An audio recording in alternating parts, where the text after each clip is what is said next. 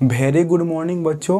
जैसा कि आप जानते हैं इस वीडियो में हम क्लास 7 पाठ 1 जिसका नाम है पूर्णांक संख्या, इस पाठ से संबंधित हम पहले वीडियो को अपलोड कर चुके हैं। यह दूसरा वीडियो है, तो आप लगातार इस वीडियो पर बने रहिए और इस वीडियो से लाभ उठाइए। पहले वीडियो में हमने संख्या का वर्गीकरण किया था, क्लासिफिकेशन ऑफ द नंबर्स, और इस वीडियो में हम सभी संख्याओं का बारी बारी से उदाहरण सहित वर्णन करेंगे। तो आप इस वीडियो पर बनिए और इस वीडियो से लाभ उठाइए। तो हम पहला पॉइंट देखेंगे, अंक क्या है। अंक क्या है तो 0, 1, 2, 3, 4, 5, 6, 7, 8 और 9 को ही अंक कहते हैं। आपको याद रखना होगा अंक किसे कहते हैं। तो 0 से लेकर के 9 तक जो संख्या होती है उसी को हम क्या बोलते हैं, अंक बोलते हैं। क्या बोलते हैं, अंक। इस तरह कुल अंकों की संख्या कितनी हुई, कुल अंकों की संख्या जो हुई 10 हुई। 10 कैसे हुई, 1 से लेकर 9 तक 9 गो और एगो 0 10 गो। तो कुल अंक कितने होते हैं, तो 10 होते हैं। ठीक है। और 0 की खोज न हुई थी तब अंक कितने थे, तब अंक थे 9।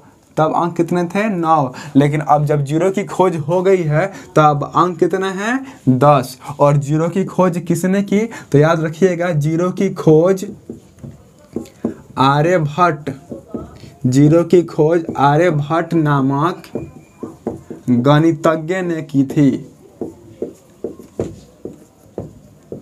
ये जो थे भारत के बिहार राज्य के पटना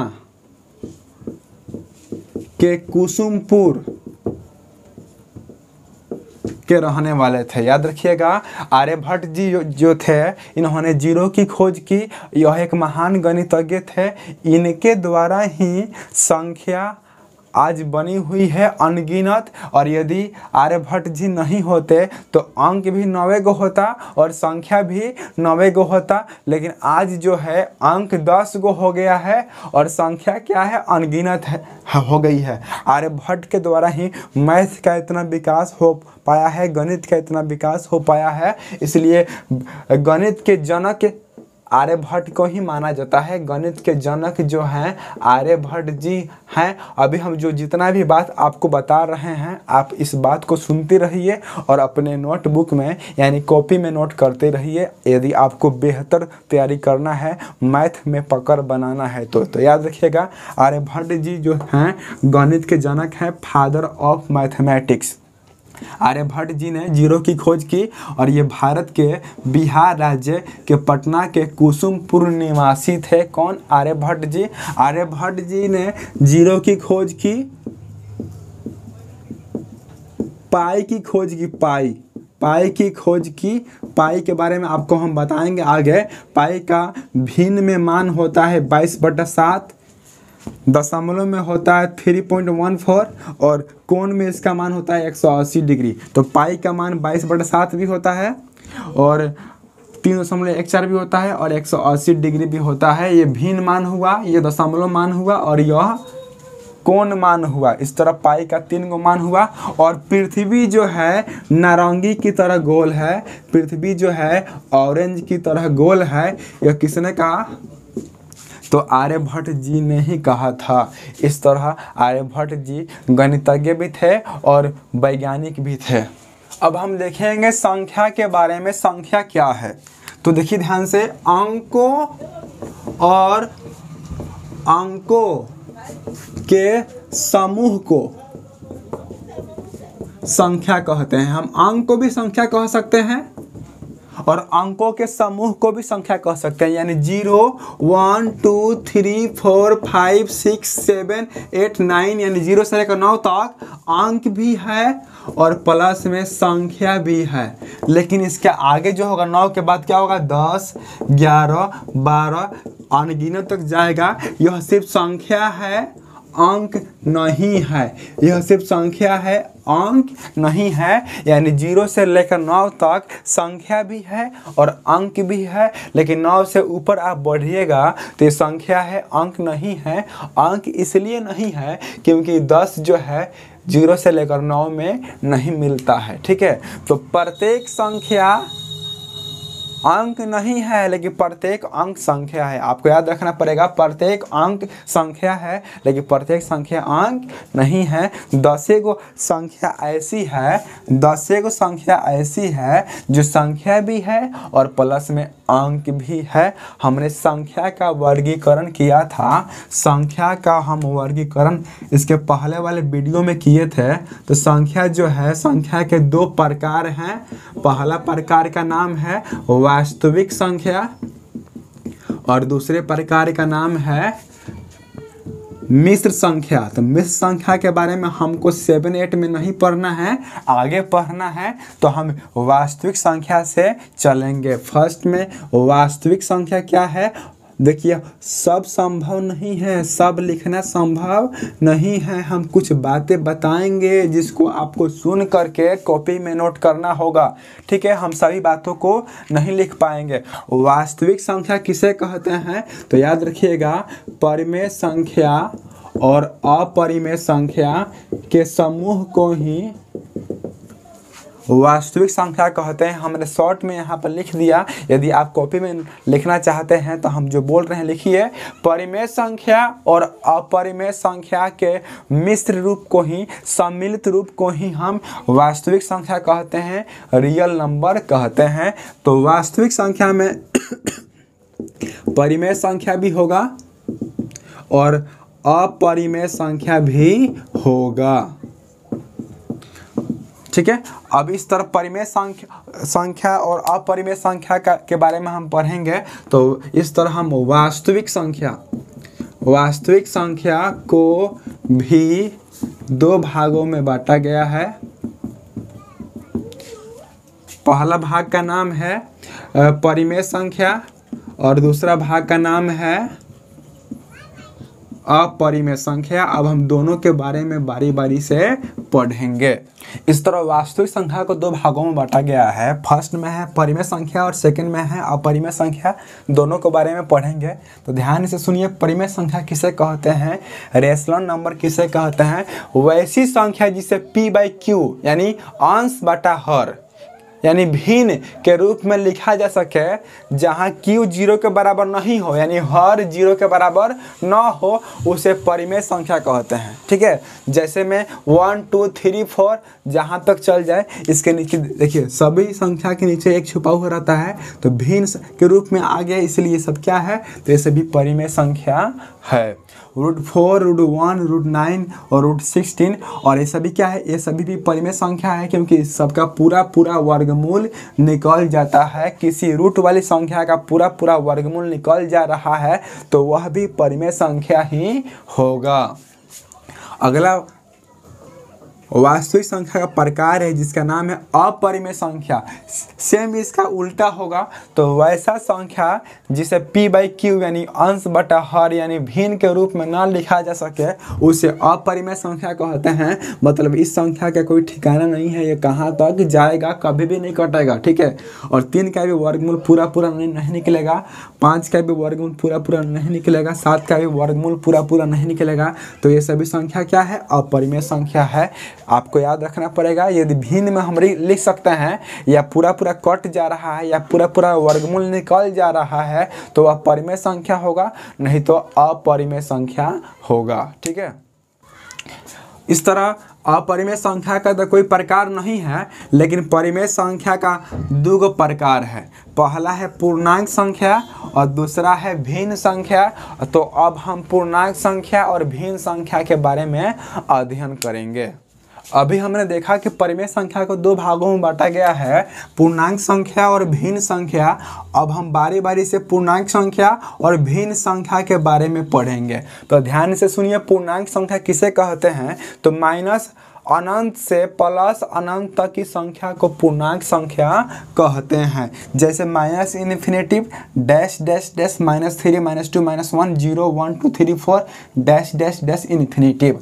तो इस तरह पूर्णांक संख्या जो है ना माइनस अनंत से प्लस अनंत तक जाता है। और ऑब्जेक्टिव क्वेश्चन में पूछेगा कि पूर्णांक संख्या के मध्य में क्या होता है, तो 0। याद रखिएगा, पूर्णांक संख्या के बीच में क्या होता है, 0। और पूर्णांक संख्या के दाहिने तरफ क्या होता है, तो धनात्मक संख्या, पॉजिटिव नंबर, प्लस वाली संख्या है। और शून्य संख्या के जो बाएं तरफ होता है क्या होता है, ऋणात्मक संख्या, नेगेटिव नंबर यानी माइनस वाली संख्या है। ठीक है, तो पूछा जाएगा कि -3 संख्या रेखा पर दाहिने तरफ होगा कि बाएं तरफ होगा, तो बाएं तरफ होगा।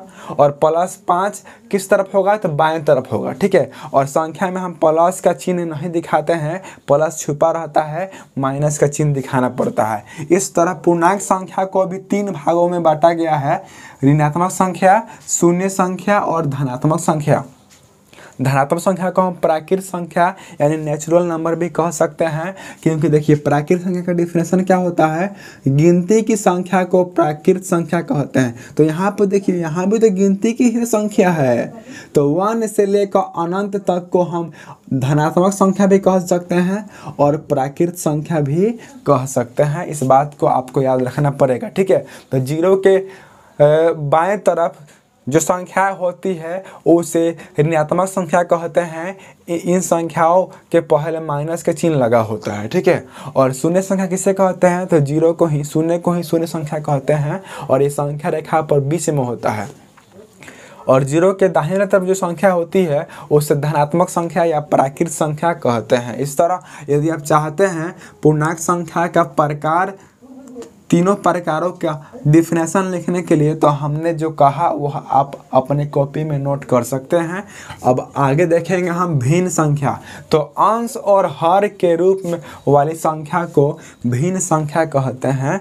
देखिए, भिन्न का फॉर्मूला होता है अंश बटा हर, यानी फ्रैक्शन बराबर नोमिनेटर बटा डिनोमिनेटर। ठीक है, भिन्न बराबर अंश बटा हर। जैसे 4/5 है तो 4/5 में जो है भिन्न है, 4/5 क्या है, भिन्न है, फ्रैक्शन है। तो 4/5 में अंश क्या होगा, तो 4 होगा और हर क्या होगा, 5 होगा। याद रखना है, किसी भी संख्या के, किसी भी भिन्न वाली संख्या के ऊपर जो होता है उसे हम अंश बोलते हैं और नीचे जो होता है उसे हर कहते हैं। क्या 7 भिन्न संख्या है कि नहीं है, 7 भी भिन्न संख्या है, क्योंकि इसके नीचे एक छुपा हुआ है। यदि मैं बोलूं कि 8/5 में हर क्या है, तो आप बोलिएगा 5 है। और मैं बोलूं कि 9 का हर बताओ, तो कोई बोलेगा बच्चा कि 9 में हर नहीं है। अरे भाई, आपको याद रखना है, किसी भी संख्या के नीचे एक छुपा हुआ रहता है, इसलिए 9 का हर क्या होगा, 1 होगा। 7 का अंश 7 होगा, लेकिन 7 का हर क्या होगा, 1 होगा, क्योंकि 7 के नीचे एक छुपा हुआ है। ठीक है, इस तरह हमने देखा भिन्न संख्या के बारे में। अब हम भिन्न संख्या का प्रकार पढ़ेंगे। हम शॉर्ट में यहाँ पर लिखे हैं, यदि आप चाहते हैं तो हम बोलेंगे, वह आप अपने कॉपी में नोट कीजिएगा। भिन्न संख्या को 3 भागों में बांटा गया है। पहला है उचित भिन्न, दूसरा है अनुचित भिन्न और तीसरा है मिश्रित भिन्न, प्रॉपर फ्रैक्शन, इम्प्रॉपर फ्रैक्शन और मिक्स फ्रैक्शन। देखिए, अंश छोटा होगा और हर बड़ा होगा, अंश छोटा होगा और हर बड़ा होगा, तो उसे हम उचित भिन्न कहते हैं। यानी वैसा भिन्न जिसका अंश छोटा हो और हर बड़ा हो उसे हम उचित भिन्न कहते हैं। जैसे 3/4, 4/9, 8/13 और 6/22। हमने यहाँ 4 को भिन्न लिखा है। चारों भिन्न को आप ध्यान से देखिए। चारों भिन्न का ऊपर वाला संख्या कम है, नीचे वाला अधिक है। अंश कम है, हर अधिक है। तो अंश कम होगा और हर अधिक होगा, तो उसी संख्या को हम उचित भिन्न कहेंगे, प्रॉपर फ्रैक्शन कहेंगे। इस तरह 8/13 क्या होगा, उचित भिन्न होगा, क्योंकि इसका अंश छोटा है और हर बड़ा है।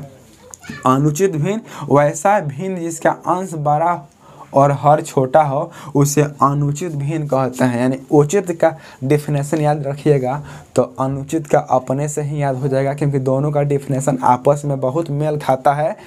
उचित में अंश छोटा होगा, हर बड़ा होगा, यानी नीचे कम ऊपर अधिक। लेकिन अनुचित में ऊपर अधिक और नीचे कम, जैसे में 4/3, 9/4, 13/8। देखिए सबका अंश बड़ा है और सबका हर छोटा है, इसलिए यह क्या होगा, यह क्या होगा, अनुचित भिन्न होगा। इस तरह आप उचित भिन्न और अनुचित भिन्न को पहचान सकते हैं। अगला है मिश्रित भिन्न। तो पूर्णांक वाली संख्या को हम मिश्रित भिन्न कहते हैं। इसको पढ़ेंगे 4.6/3 या 4 इंटीग्रल 6/3, 3.4/7, 9.4/6। और याद रखना है, क्या याद रखना है, अनुचित भिन्न का ही मिश्रित भिन्न बन सकता है, उचित भिन्न का मिश्रित भिन्न नहीं बन सकता है। क्योंकि आप सामने देख सकते हैं यहाँ पे 5/3 है और इसका अंश बड़ा है, हर छोटा है, तो यह क्या है, यह जो है अनुचित भिन्न है। क्या है, अनुचित भिन्न है। और ये नीचे वाले को बाहर लिखेंगे, ऊपर वाले को अंदर लिखेंगे। 3 एकम 3, 5 में से 3 गए 2।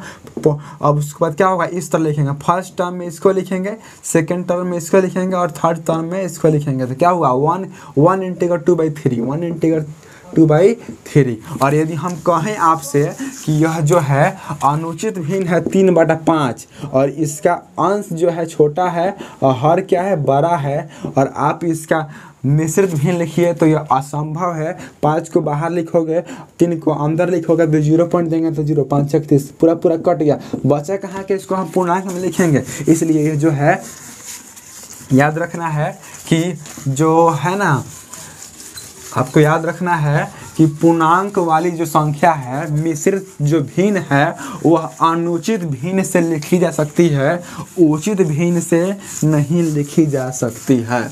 जैसे मैं एक और एग्जांपल देखिए, जैसे मिश्रित भिन्न में बदलना, मिश्रित भिन्न में बदलना। साधारण भिन्न को आप मिश्रित भिन्न में किस तरह बदलिएगा, तो ध्यान से देखिए।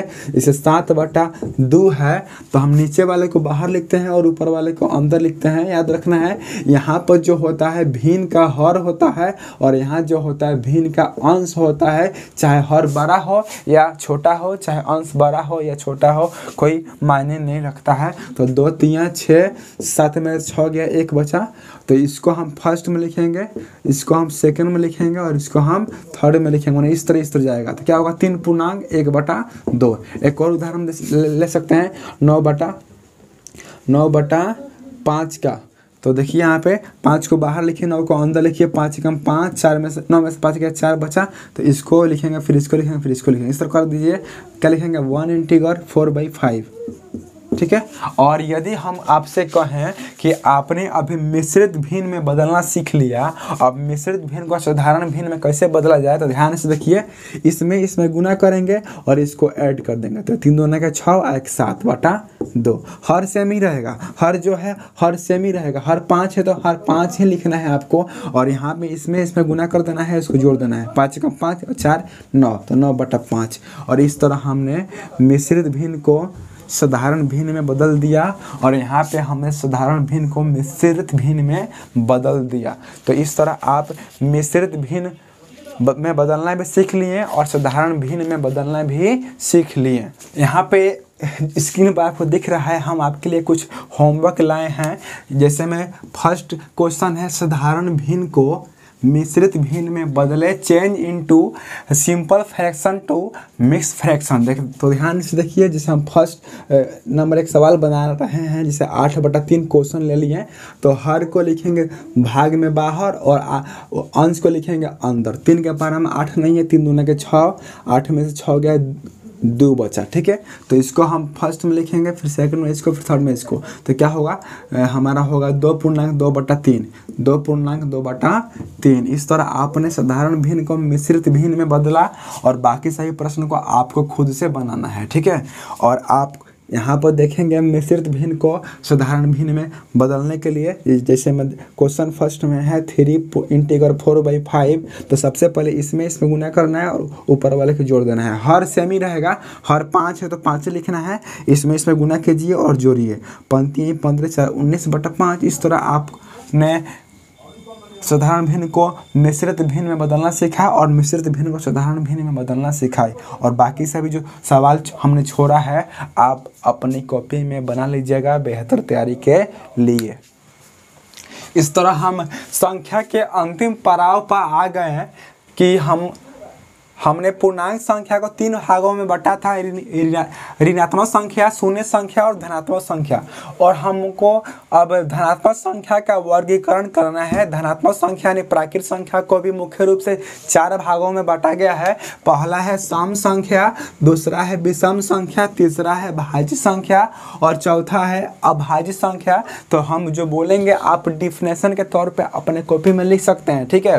तो देखिए, वैसी संख्या जो 2 से पूरी तरह विभाजित हो, वैसी संख्या जो 2 से पूरी तरह विभाजित हो उसे हम सम संख्या कहते हैं। वैसी संख्या जो 2 से पूरी तरह विभाजित हो उसे सम संख्या कहते हैं। इस संख्या के अंत में 0, 2, 4, 6, 8 होता है। याद रखिएगा, किसी भी संख्या के अंत में 0, 2, 4, 6, 8 होगा तो वह संख्या सम संख्या ही होगी। जैसे मान लीजिए 6, 7, 9, 3, 4, 8, 6, 7, 2। इस संख्या का अंत में 2 है तो यह जो होगा सम संख्या होगा, क्योंकि इसमें 2 से पूरी तरह भाग लग जाएगा और पूरी तरह विभाजित हो जाएगा। तो याद रखिएगा, जिस संख्या का अंत में 0, 2, 4, 6, 8 हो उसे सम संख्या कहते हैं। तो आप डिफिनेशन लिख सकते हैं कि वैसी संख्या जो 2 से पूरी तरह विभाजित हो जाए उसे सम संख्या कहते हैं, या वही संख्या जिसके अंत में 0, 2, 4, 6, 8 हो उसे सम संख्या कहते हैं। और उदाहरण के तौर पर कुछ लिख सकते हैं जिसके अंत में 0, 2, 4, 6, 8 ही होना चाहिए, इसके अलावा और कुछ नहीं आना चाहिए। अंत में मतलब क्या, इकाई के स्थान पर क्या होना चाहिए, 0, 2, 4, 6, 8 होना चाहिए, ठीक है। दूसरा भाग है विषम संख्या, ठीक है। इसके विपरीत, इसका उल्टा है वैसी संख्या जिसमें 2 से पूरी तरह भाग न लगे। वैसी संख्या जो 2 से पूरी तरह विभाजित ना हो और जिसके अंत में 1 हो, 3 हो, 5 हो, 7 हो, 9 हो उसे हम विषम संख्या कहते हैं। किसी भी संख्या ले लीजिए, उसके अंत में 0, 2, 4, 6, 8 को छोड़कर 1, 3, 5, 7, 9 होगा तो वह विषम संख्या ही होगा। भाज्य संख्या देखिए, वैसी संख्या जो एक और खुद और दूसरे संख्या से भी विभाज्य हो उसे ही हम भाज्य संख्या कहते हैं। यानी वैसी संख्या जिसका 2 से अधिक विभाज्य हो, 2 से अधिक गुणनखंड हो। जैसे हमें देखिए 4 जो होगा भाज्य संख्या होगा, क्योंकि 4 1 से भी कटता है, 2 से भी कटता है और 4 से भी कटता है। 5 नहीं होगा, 6 होगा। 6 1 से भी कटता है, 2 से भी कटता है, 3 से भी कटता है, 6 से भी कटता है। यानी वैसी संख्या जो एक और स्वयं के अलावा तीसरी संख्या से भी विभाजित होती है, पूरी तरह विभाजित होती है, उसे ही हम भाज्य संख्या कहते हैं। जैसे 4, 6, 8 भी होगा, 9 होगा, 10 होगा, 12 होगा, 14 होगा, 16 होगा, 15 भी होगा, ठीक है। इसी तरह बहुत सारी संख्या होगी जो भाज्य संख्या होगी, जो एक से भी कटेगी, खुद से भी कटेगी और दूसरी संख्या से भी कटेगी और पूरी तरह कटेगी, उसे ही हम भाज्य संख्या कहेंगे। इस तरह हमने क्या देखा कि सबसे छोटा सम संख्या जो है 2 है। याद रखिएगा, 12 का ठीक नहीं है, लेकिन सबसे छोटा सम संख्या 2 है, सबसे छोटा विषम संख्या 1 है, सबसे छोटा भाज्य संख्या क्या है, 4 है, क्योंकि 4 से छोटा कोई संख्या नहीं है जो भाज्य हो। अब हम देखेंगे अभाज्य संख्या। तो वही संख्या जो एक और स्वयं से विभाजित हो, जो एक और खुद से कटे और किसी से ना कटे, उसे ही हम क्या बोलेंगे, अभाज्य संख्या कहेंगे। जैसे में 2, सबसे छोटा अभाज्य संख्या क्या होगा, 2 होगा, क्योंकि 2 1 से भी कटता है, 2 से भी कटता है। इसके अलावा तीसरा कोई संख्या नहीं है। इसमें देखिए 3 को संख्या है, 4 संख्या है, लेकिन इसमें 2 1 होगा। 2 हुआ, 3 भी 1 से कटता है, 3 से कटता है, 5 भी 1 से, 5 से,